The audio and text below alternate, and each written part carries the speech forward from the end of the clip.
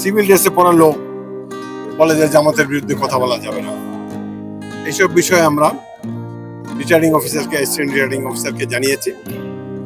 মূলত গণতন্ত্র তারা চায় না, জীবনে কোনোদিন 10-12টার বেশি আসন পায় নাই, আগামী নির্বাচনে তাদের ক্ষমতা যাওয়ার সম্ভাবনা নাই।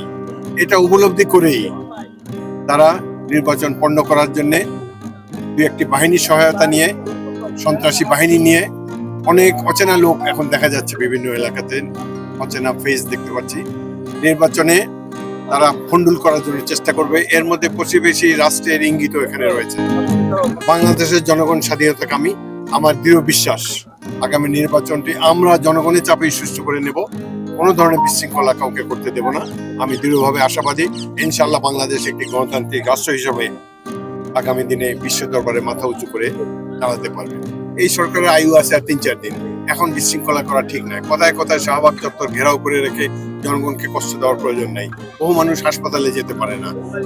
তাছাড়া আরেক দু একটি বিষয় আমরা লক্ষ্য করেছি, বর্তমান সরকার কিছু চুক্তি করতে চায়। যাদের আয়ু আছে আর 1 সপ্তাহ, তাদের এইভাবে দীর্ঘমেয়াদী চুক্তি করা তো তাদের পক্ষে শোভনীয় নয়। নির্বাচিত সরকার যেই আসুক তারা এই সমস্ত চুক্তি করবে, প্রয়োজন হলে চুক্তি করবে না। বিমান কেনা এবং নানান ধরনের বিষয়, তাদের এই যে তৎপরতা, এটিকে জনগণ ভালো চোখে দেখছে না। হানা ভোট দেওয়া হয়েছে দেশে কনফিউশন সৃষ্টি করার জন্য, বিভ্রান্তির মধ্যে জনগণকে রাখার জন্য। জনগণ তো জানেও না কিসের জন্য ভোট দিবে, এবং এই হানা ভোটের কোনো আইনগত ভিত্তি নেই, নৈতিক ভিত্তি আছে।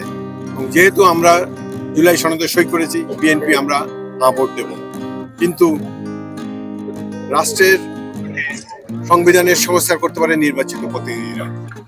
এই হানা ভোটের মাধ্যমে সংবিধান সংশোধিত হয়ে যাবে নির্বাচিত প্রতিনিধিদেরকে ছাড়াই। এটি একটি সঠিক নয়, ভবিষ্যতের জন্য একটি খারাপ উদাহরণ হয়ে থাকবে।